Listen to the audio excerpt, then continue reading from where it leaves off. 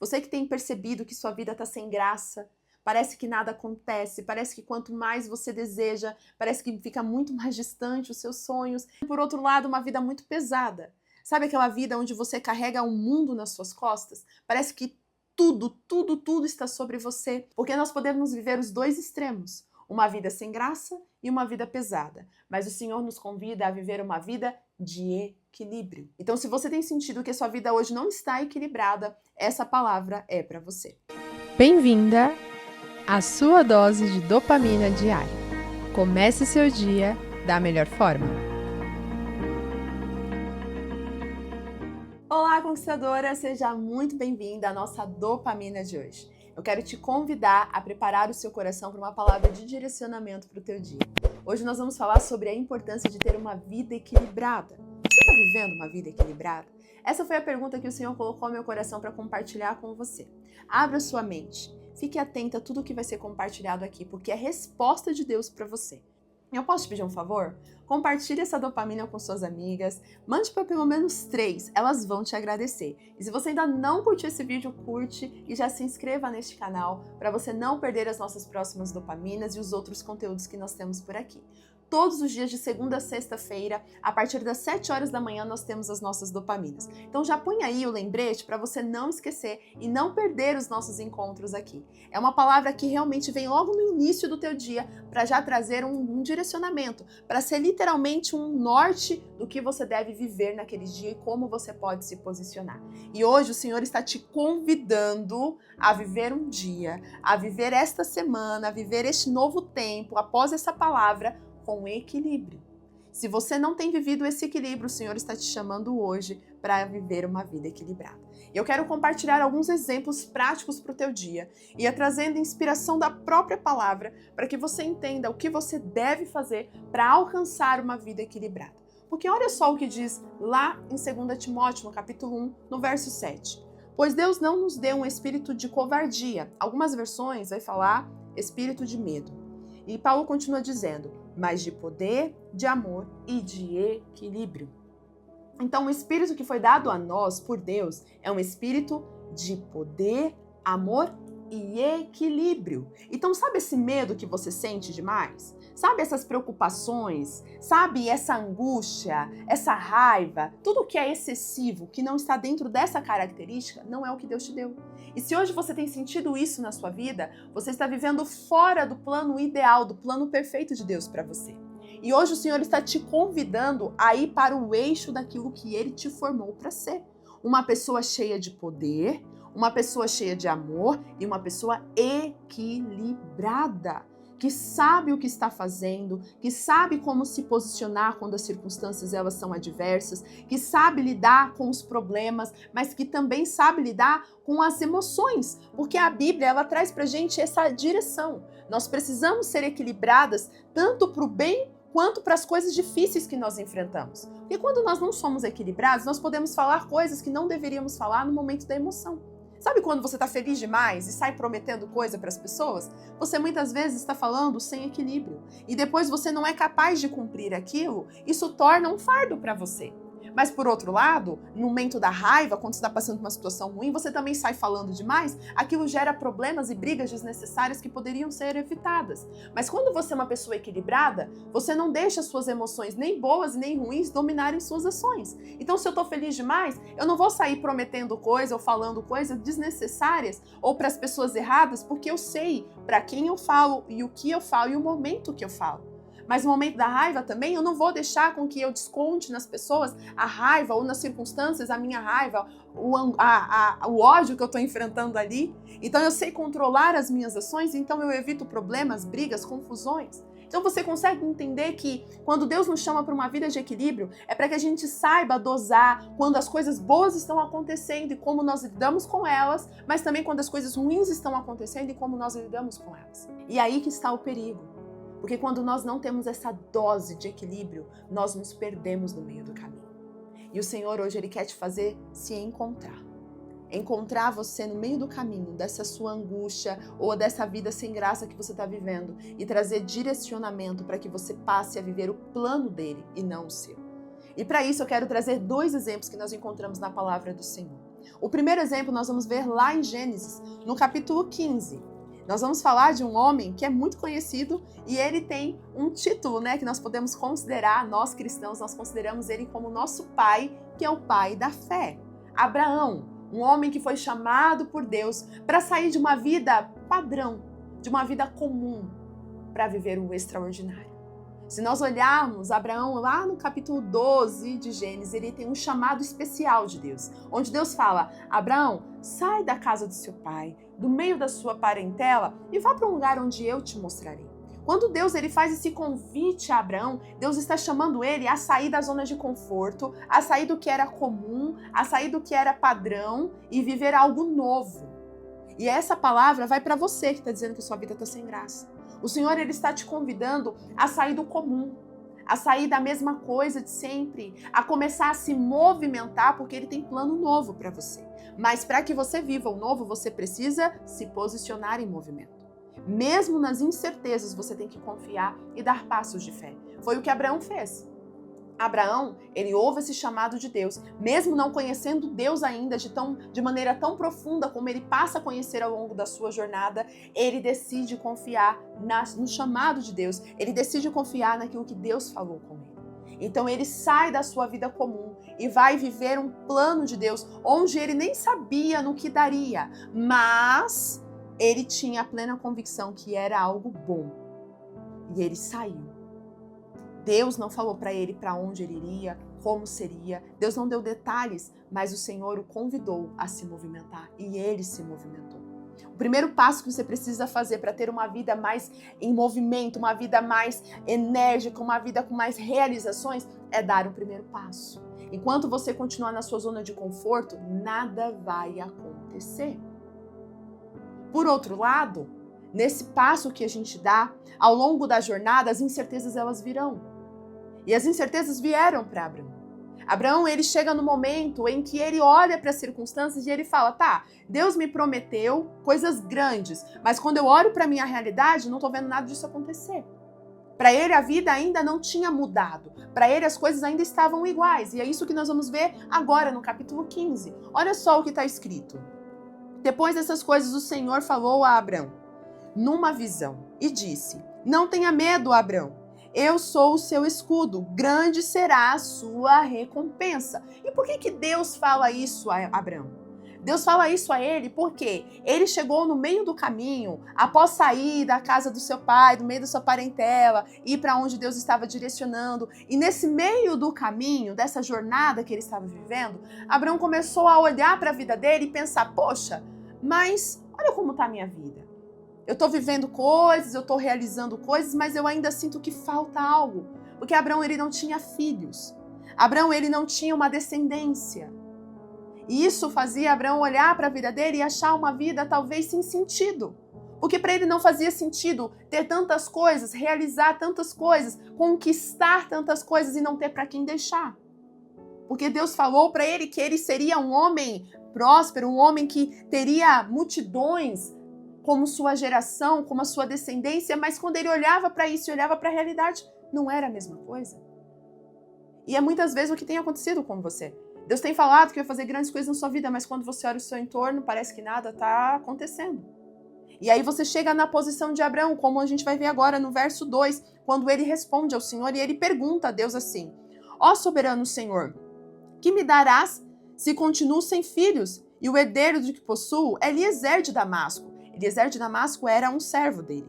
E acrescentou: tu não me destes filho algum, um servo da minha casa que será o meu herdeiro. Então você consegue ver que Abraão ele fala assim: ah, legal Deus, obrigada por me trazer essa promessa, mas assim, olha para minha vida, não tem sentido isso, eu não tenho filho. Eu vou ter que deixar tudo para o meu servo, é ele o único que eu tenho. Então é para ele que eu vou deixar essas coisas. Para mim não está fazendo sentido essa promessa, porque a minha vida não tem sentido, não tem graça. Olha, cadê meu filho? Eu não tenho filho. Então, quantas pessoas estão como Abraão nesse momento? Olhando para as promessas de Deus e falando: ah, legal que Deus me prometeu isso, mas ó a minha vida como ela tá. Olha como tá a minha vida, olha como estão as circunstâncias. Não tem nada acontecendo. E aí você começa a achar que sua vida perde o sabor, perde a graça. Sabe quando você come uma comida que não tem tempero? Você vai lá, vê aquele prato bonito, aí você põe na boca e cadê? Não tem sal, não tem tempero, não tem nada. Aí você fala, nossa, que comida sem graça.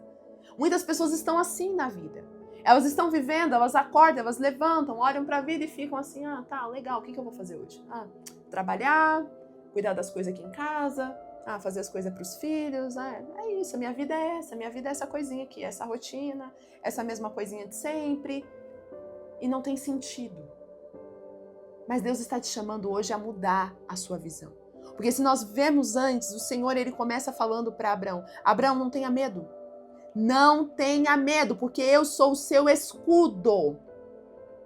Então, se nós olharmos para o texto que lemos no início dessa dopamina, lá em 2 Timóteo, capítulo 1, no verso 7, diz o quê? Que Deus não nos deu um espírito de covardia, ou em algumas versões, de medo.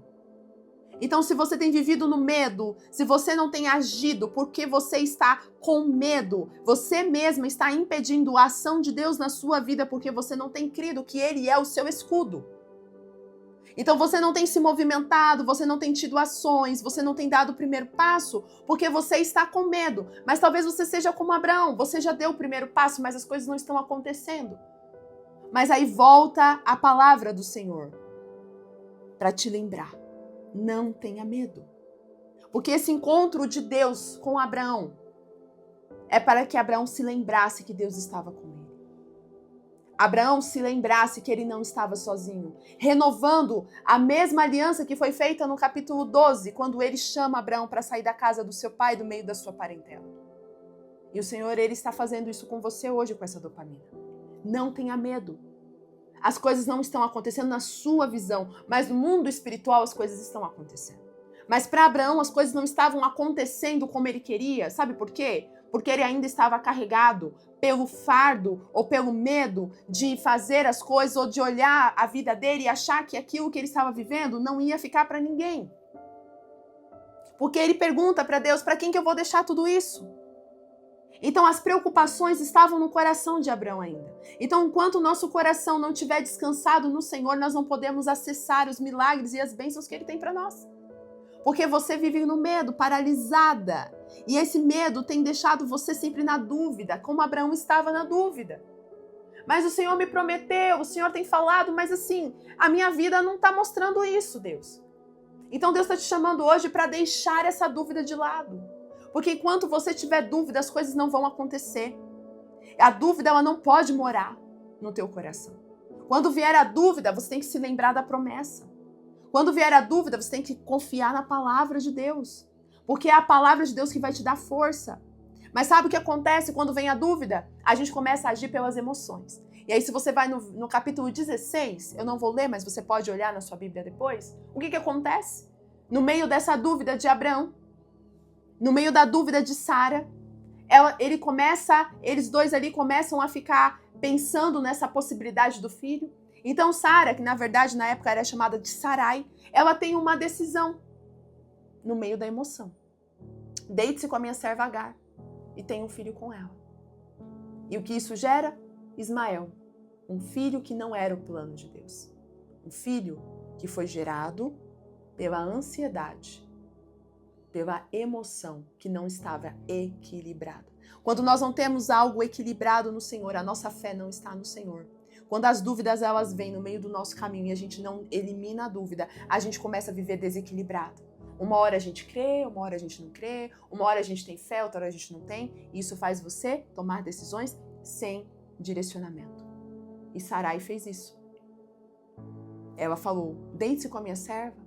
Tiveram um filho, mas esse filho gerou muitos problemas. Que até hoje a gente vê consequências dessa briga dos filhos de Abraão. Então, conquistadora, o que o Senhor está falando para você que está olhando para a tua vida e dizendo que ela está sem graça, que você comece a analisar como está a sua fé. Ela está no Senhor mesmo? Você considera que Deus é o seu escudo? Que Ele é a sua fortaleza? Que é Ele que está te sustentando? Ou você está vendo só os problemas que estão acontecendo ao seu entorno? Porque o Senhor está te chamando hoje a se movimentar, mas a continuar crendo nele. Quando as circunstâncias disserem que não, você vai continuar crendo. Porque você não tem um espírito de medo, você tem um espírito de equilíbrio. Mas talvez você não esteja como Abraão neste momento. Talvez o seu momento hoje é de cansaço. Um cansaço porque você já fez tanto, você já fez muito e de repente você vê que fez, mas agora você não tem mais força para continuar fazendo. E aí eu quero compartilhar com você um outro exemplo. O exemplo de um profeta muito usado por Deus, que fez a diferença no meio do povo, mas no momento em que ele precisava ser forte, ele desmoronou. Mas ele desmorona depois de uma grande conquista. Tem muitas pessoas que estão vivendo uma vida pesada, sobrecarregada, no meio de grandes conquistas que tiveram. Conquistaram grandes coisas, mas não souberam lidar com essas conquistas, não souberam equilibrar. E com isso começaram a cair, começaram a se perder. Eu estou falando de Elias, um profeta muito usado por Deus. E nós vamos ver lá em 1 Reis, no capítulo 19, nós vamos ver um Elias diferente do capítulo 18. Se você ler o capítulo 18 de 1 Reis, você vai ver um Elias decidido, um Elias forte, um Elias que desafia profetas de Baal. E todos eles são desafiados. Um Elias que fala assim para Deus: Senhor, se tu és Deus mesmo, mostra para esse povo que há Deus em Israel e manda fogo do céu. E desce o fogo do céu, queima o holocausto. Um Elias posicionado diante do povo que não mostrava medo, que não mostrava preocupação, que não mostrava angústia. Um Elias forte, ousado. Mas depois de uma grande conquista, Elias, ele se vê fraco, perdido e até desejando a morte. Se você ler comigo agora em 1 Reis, no capítulo 19, diz assim, a partir do versículo 4. E entrou no deserto a caminho, e caminhando um dia, chegou a um pé de giesta, sentou-se debaixo dele e orou pedindo a morte. Já tive o bastante, Senhor, tira de mim a minha vida, não sou melhor que os meus antepassados. Depois deitou debaixo da árvore e dormiu. Preste atenção. Elias, um homem que conquistou um grande momento do seu ministério, que mostrou a autoridade que ele tinha em Deus, que provou que ele era um homem de Deus. Momentos depois, ele estava sentado debaixo de uma árvore, lamentando e pedindo para que Deus tirasse sua vida, porque ele estava com medo de uma provocação que ele recebeu da rainha Jezabel, que o mataria e que ele seria morto naquele dia. Elias, ele foge. O mesmo Elias que desafiou profetas, agora ele foge para o deserto. Por que isso pode acontecer com uma mesma pessoa? A mesma pessoa forte, de repente, ela se vê fraca. Porque muitas vezes você não tem equilíbrio nas suas emoções e nas suas ações. Elias, ele vinha numa sequência de grandes conquistas. Ele não descansou. Você vê Elias o tempo todo trabalhando, fazendo, e para a glória de Deus ele fez grandes coisas. Mas nós somos seres limitados. E ele enfrentou um grande desafio, com mais de 400 profetas de Baal. E ele ali, naquele momento, ele usou toda a sua energia, todo o seu vigor, toda a sua força humana e também a força espiritual. Mas chega no momento de cansaço em que Elias, ele se vê cansado. O cansaço faz isso, conquistador. Não é que a sua vida é pesada demais, é você que está pesado. Você precisa descansar. Você precisa desacelerar. Você precisa aprender a entender que o tempo de Deus não é o seu tempo, que não é na força do seu braço. E muitas vezes você está aí fazendo e não descansa. Mas o Senhor está te chamando hoje ao descanso. Porque quando Elias descansou, dormiu, o Senhor manda um anjo para alimentá-lo. Ele alimenta, depois ele dorme, depois vem e alimenta de novo. E aí Elias continua caminhando e o Senhor vai, encontra com ele e dá mais uma missão. E Elias finaliza seu propósito com muita alegria e muita realização. O mesmo homem que queria desistir de tudo, depois de descansar, ele volta à ativa, mais forte do que antes. O que o Senhor está te dizendo hoje é, se sua vida hoje está sobrecarregada, Ele está te falando, descansa. Às vezes o seu descanso é físico mesmo. Você está trabalhando demais, está fazendo demais, realizando demais, Mas isso chega uma hora que você precisa parar. Pessoas cansadas não conseguem pensar direito. Pessoas cansadas vão agir pela emoção. Então você vai explodir do nada por coisas pequenas e você poderia ter evitado se estivesse mais tranquila, descansada, com a mente equilibrada. Não, a vida não é só trabalho, a vida também é descanso. Nós vamos ver lá em Eclesiastes 3 que diz que há tempo para todas as coisas.